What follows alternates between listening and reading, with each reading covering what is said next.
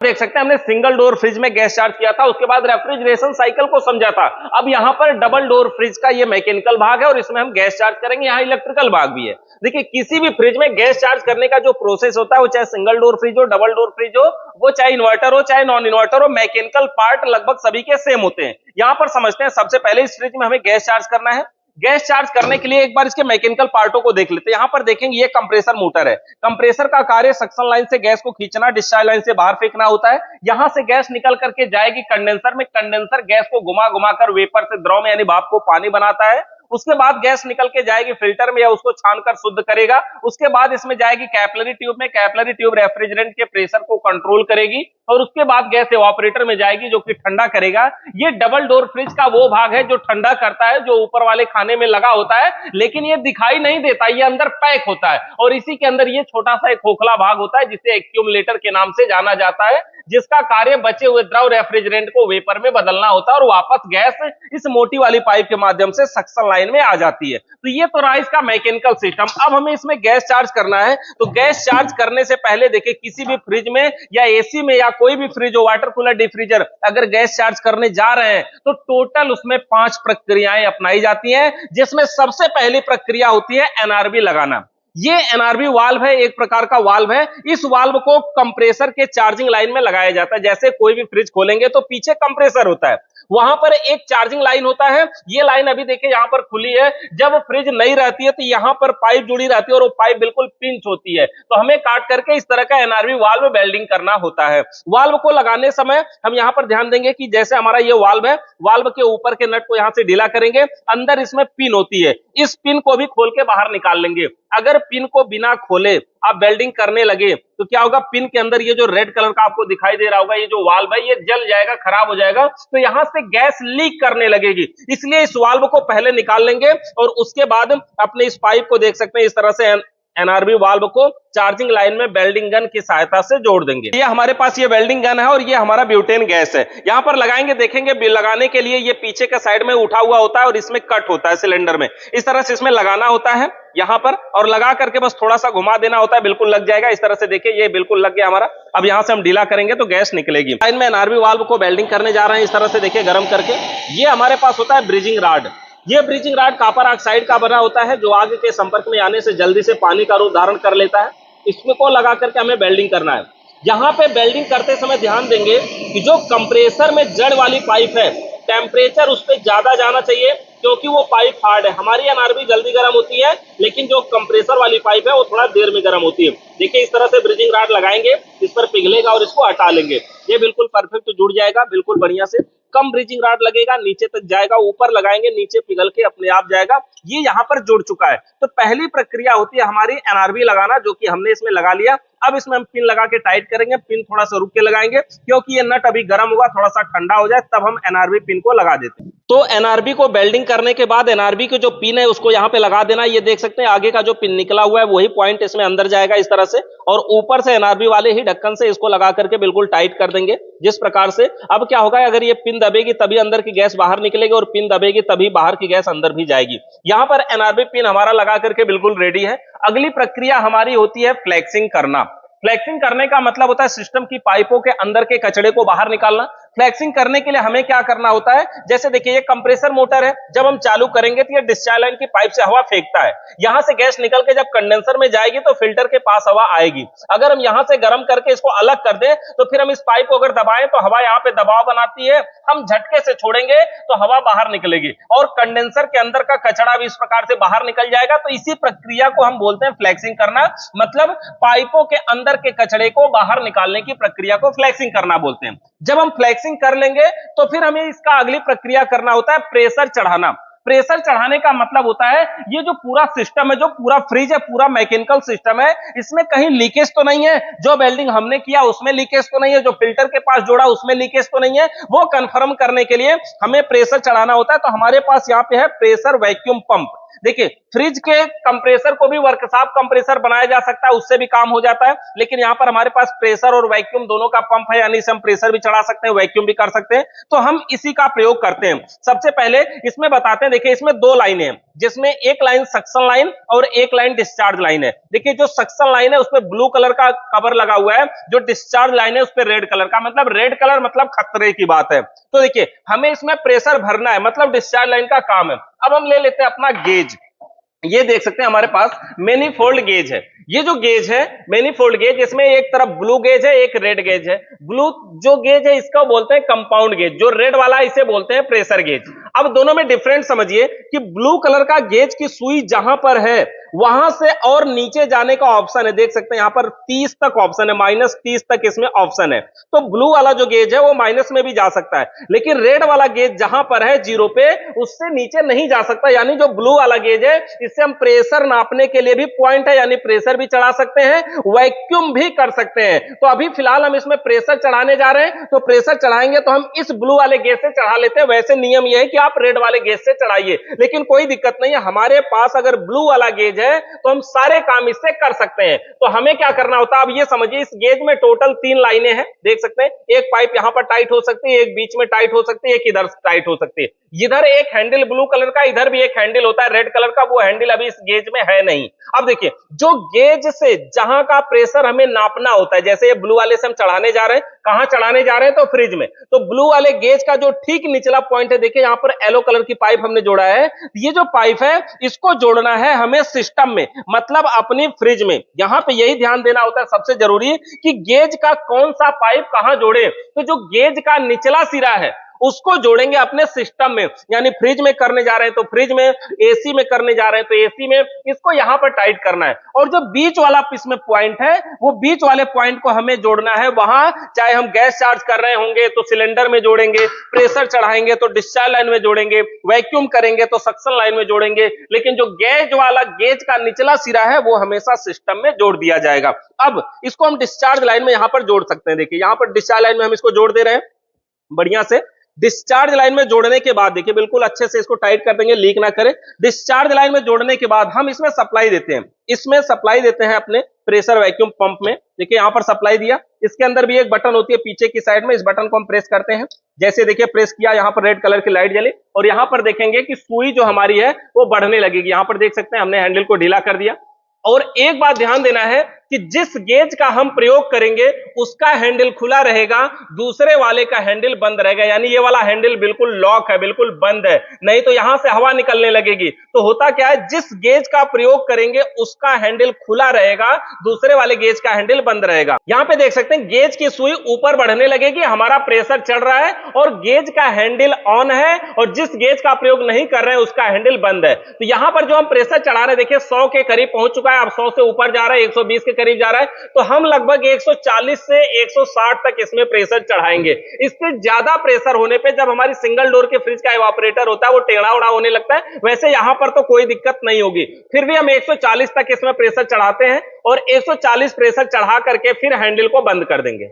अब हैंडल को बंद कर देते हैं, हैंडल को पहले बंद करेंगे, उसके बाद वैक्यूम पंप मोटर को भी बंद कर देते हैं, और हमारे जो गेज की सुई है 160 psi से भी थोड़ा सा ज्यादा इसमें प्रेशर भर दिया गया है। अब हम थोड़ी देर वेट करेंगे कि क्या ये जो गेज की सुई है वो धीरे धीरे नीचे जा रही है। अगर धीरे धीरे नीचे जा रही है तो समझिए पूरे सिस्टम में कहीं ना कहीं लीकेज है, और जब तक लीकेज नहीं मिलता, जब तक सुई नहीं जाती, हम पहले इसको खोल लेते हैं। प्रेशर वैक्यूम पंप है, इसमें से रबड़ की चार्जिंग पाइप को खोल देते हैं। अब इसके बाद अगर हम लीकेज चेक करना चाहें तो साबुन या शैंपू का झाग बना करके, इस तरह से इसमें झाग बना करके हमें जोड़ों पे लीकेज चेक करना होता है। इस तरह से लगा करके जितने भी हमारे वेल्डिंग किए हुए जोड़ है वहां पर लगा करके हमें लीकेज चेक करना होता है। तो कोई इंतजार नहीं करता कि गेज की सुई नीचे जाए, तुरंत वो लीकेज चेक करते हैं जितने भी जोड़ होते हैं, और लीकेज चेक करने के बाद अगली प्रक्रिया अपनाते हैं। तो इस तरह से हम प्रेशर चढ़ा सकते हैं। और प्रेशर हमने किस लिए चढ़ाया, क्योंकि पूरे सिस्टम का हमें लीकेज चेक करना है कि कहीं सिस्टम लीकेज तो नहीं है, उसीलिए हमने प्रेशर चढ़ाया और वहां पर होल्ड किया है। जब हमें कंफर्म हो जाए, हम थोड़ी देर इंतजार कर ले, आधा एक घंटा, अगर लगे कि सुई नीचे नहीं जा रही है तो क्लियर हो जाइए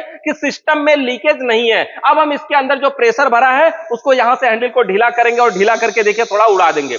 ये जो उड़ाते हैं एकाएक तेजी से नहीं खोलना है, धीरे धीरे करके खोलना है, नहीं तो कभी कभी ज्यादा तेज खोलने के कारण कंप्रेसर का तेल भी निकल करके बाहर आ जाता है। तो इस तरह से इसको आराम आराम से खोलेंगे और इसके अंदर का जो प्रेशर है वो पूरा बाहर निकल जाएगा। तो इस तरह से देखिए हैंडल को खोल करके हमने पूरा प्रेशर को बाहर निकाल दिया।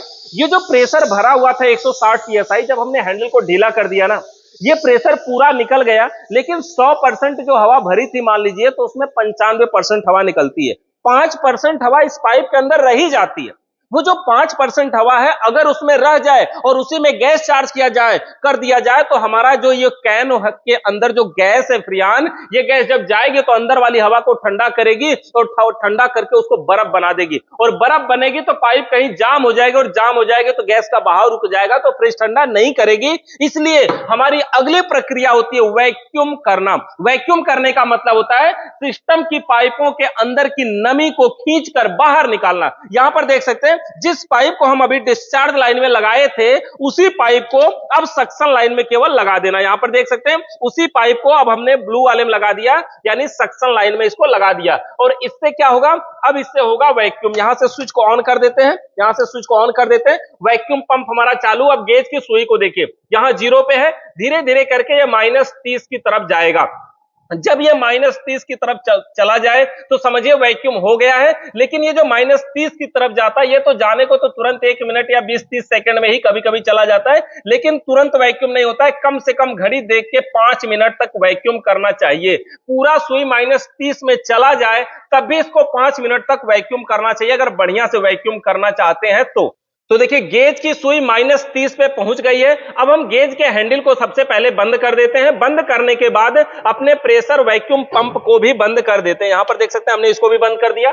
सुई -30 पर रुकी है। अब हम यहां से रबड़ की चार्जिंग पाइप को खोल लेते हैं जो हमारे सेक्शन लाइन में जुड़ी हुई थी। अब इसको खोलने के बाद इसको खोल देंगे तब भी सुई वहीं पे रुकी होनी चाहिए। देख सकते हैं हमने इस पाइप को खोल दिया, फिर भी सुई -30 पर रुकी हुई है। अब जो सक्शन लाइन से पाइप को हमने खोला उसी पाइप को अपने रेफ्रिजरेंट सिलेंडर में लगा देंगे। यहां पर जो हम गैस चार्ज करने वाले हैं वो R134 रेफ्रिजरेंट गैस, ये फ्रिज में भरी जाने वाली गैस है। ये ऊपर कैन वाल्व लगा हुआ है, इसमें हम लगाएंगे। यहां पर देख सकते हैं इसको लगा करके इसको टाइट कर देते हैं नट को, और बढ़िया से बस अब हमें इसमें गैस चार्ज करने की प्रक्रिया अपनानी है। यहां पर क्या करेंगे, गैस चार्ज करने के लिए देखिए क्या प्रोसेस है। सबसे पहले रबड़ की चार्जिंग पाइप को सक्शन लाइन से खोल करके रेफ्रिजरेंट सिलेंडर में जोड़ देंगे। कैन वाल्व को हम यहां पे थोड़ा सा टाइट करेंगे। जब टाइट करेंगे तो इसके अंदर से गैस निकलेगा। जब गैस निकलेगा तो दूसरी वाली पाइप यानी इसी पाइप का जो दूसरा सिरा है यहां से ढीला करेंगे और थोड़ी सी गैस उड़ा देंगे। जब यहां से उड़ाएंगे गैस जब उड़ेगी देखेंगे भाप के रूप में उड़ती हुई दिखाई देगी। देख सकते हैं यहां पर बिल्कुल भाप के जैसी उड़ती हुई दिखाई दे रही है। देख सकते हैं यहां पर देखिए,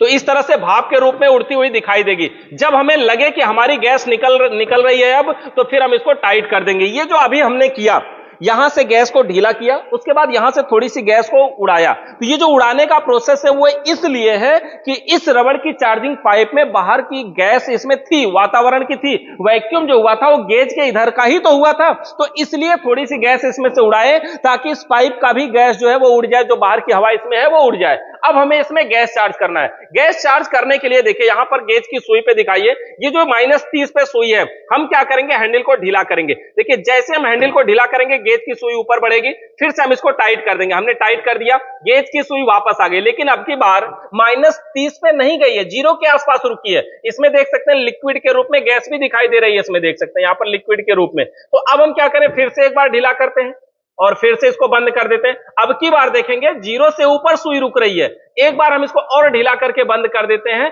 और फिर बंद कर देते हैं। अब की बार देखते हैं कहां है, देखिए 20 से भी ऊपर सुई रुक रही है, यानी इसमें जो स्टैंडिंग प्रेशर है इस समय वो 20 से 30 के आसपास इसमें कर दिया गया, यानी 30 स्टैंडिंग प्रेशर इसमें है। अब हम क्या करेंगे, जो हमारे फ्रिज का कंप्रेसर है उसे हमें चालू करना है। देखिए वैसे तो हम स्टैंडिंग प्रेशर 50 से 60 पहुंचाना है, लेकिन अगर हम अभी पहुंचाते तो जब कंप्रेसर को हम चालू करते हैं ना तो इस पर लोड पड़ता है इसके पंपिंग पे, और कभी कभी ये ऐसा होता है कि स्टार्ट नहीं हो पाता, और नहीं हो पाता तो हमें पूरी गैस निकालना पड़ता है फिर से। इसलिए आधा ही गैस भर के कंप्रेसर को चालू कर लेना है। देखिए यहां पर हमारी सप्लाई है। सबसे पहले हम क्लैंप मीटर भी यहां पे लगा लेते हैं एम्पियर मोड में चालू करके।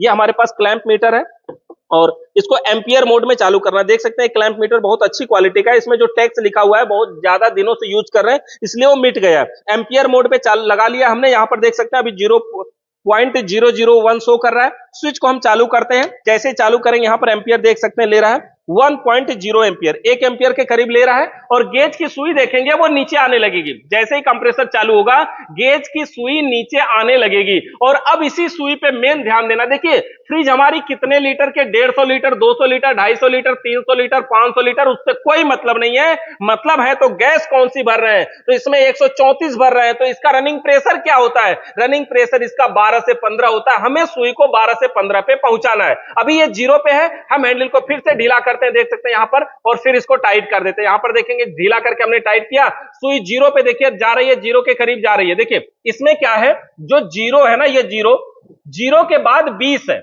और नजदीक से दिखाएंगे, देखिए 0 के बाद जो है वो 20 है। अब ये जो 20 है, 0 के बाद 20 है, फिर 40, इसका मतलब 0 और 20 के बीच में जो मोटी लाइन है वो 10 होगी, और इसमें हमें प्रेशर भरना है 12 से 15। ये भी ध्यान देना है, ये बाहरी वाले सिरे को नहीं देखना है। देखिए सभी गेज में किसी में तो बाहरी ही देखना होता है। कैसे पता चले, तो इसमें देखना ये कहां पीएसआई लिखा है, और जहां पीएसआई लिखा है उसी के सीध में देखना है। तो 12 से 15 पे हमें पहुंचाना है। यहां देख सकते हैं अभी भी सुई 0 से नीचे आ गई है। फिर से हम हैंडल को ढीला करते हैं यहां से, और फिर से बंद कर देते हैं। सुई को हमें 12 से 15 पे रोकना है। जब तक ये सुई 12 से 15 पे ना रुक जाए तब तक हम गैस खोलेंगे। लेकिन कभी कभी जब सिस्टम चोक होता है तो भी सुई बार बार 0 से नीचे आती है, तो ऐसे में ध्यान देना कि गैस भी लगभग उतनी जानी चाहिए। गैस बहुत ज्यादा जा रही है तो सावधान हो जाइए, नहीं तो फट सकता है। यहां पर देख सकते हैं फिर से हमने इसको टाइट किया ढीला करके। अब ये 0 से थोड़ा सा ऊपर सुई रुकने लगी है, देख सकते हैं यहां पर 0 से थोड़ा सा ऊपर सुई रुक रही है। हमें इसको रोकना है 12 से 15। जैसे ही सुई 10 या 12 पे पहुंचेगी ना, कंडेंसर को टच करेंगे, बिल्कुल गर्म होने लगेगा। कंडेंसर तो वैसे अभी गर्म होने लगा, देख सकते हैं यहां पर पाइपों के ऊपर बर्फ भी दिखाई दे रहा है। यहां से ये देख सकते हैं पाइपों के ऊपर बर्फ जमने लगा है, ऑपरेटर वाले पाइप पे, कूलिंग कॉइल वाले पाइप पे। जब किसी पाइप पे बर्फ जमता है ना, तो इसका यह भी मतलब होता है कि उसमें गैस कम है। तो गैस पूरा होने पर बर्फ नहीं जमता है, उसमें पानी दिखाई देता है। अब देख सकते हैं इसको हमने फिर से ढीला किया, यहां से हमने ढीला किया और फिर से बंद कर देते हैं। यहां पर देख सकते हैं सुई जब तक 12 से 15 पे रुकेगी नहीं तब तक हम ऐसे ही गैस को खोलते रहेंगे। देख सकते हैं यहां पे इस तरह से। अब सुई लगभग हमारी 10 से ऊपर पहुंच चुकी है। यहां पे देखेंगे सुई हमारी लगभग 10 के ऊपर है, लेकिन अभी थोड़ा सा और नीचे आ रही है, लगभग 9 पे आ गई है। थोड़ा सा इसको हम फिर से एक बार ढीला करके बंद करते हैं। थोड़ा सा ऐसे रुक करके 1-1, 2-2 मिनट रुक रुक करके हमें गैस चार्ज करना होता है। एक ही साथ अगर पूरा गैस छोड़ देंगे तो जो हमारी पंपिंग है सिलेंडर पे जाकर के जो गैस है वो नुकसान कर देती है, दबाव बना देती है, जिससे हमारा कंप्रेसर की पंपिंग भी रुक सकती है। तो देख सकते हैं यहां पर हमारी गैस चार्ज हो चुकी है। 10 से सुई थोड़ा सा ऊपर है, ये 10 है जो पॉइंट है उसके थोड़ा सा ऊपर सुई है, और हमारे सिस्टम में गैस चार्ज हो चुकी है। हमारा कंडेंसर बिल्कुल बढ़िया से गर्म हो रहा है। हमें गेज की सुई के हिसाब से गैस चार्ज करना होता है, ध्यान दीजिएगा। बिल्कुल बढ़िया से गैस चार्ज हो चुकी है, 11-12 पीएसआई के आसपास प्रेशर हो चुका है, और ये एवापोरेटर बिल्कुल ठंडा हो रहा है। यहाँ पे देख सकते हैं पाइपों के ऊपर दिखाएंगे आपको, दिखाइए। अभी थोड़ी देर और चलने देते हैं फिर आपको दिखाते हैं। देखिए हर पाइप पे पूरा बर्फ जम चुकी है। यहाँ पे देख सकते हैं पाइपों के ऊपर, देखिए ये पाइपों के ऊपर देखिए पूरा बर्फ जम चुकी है।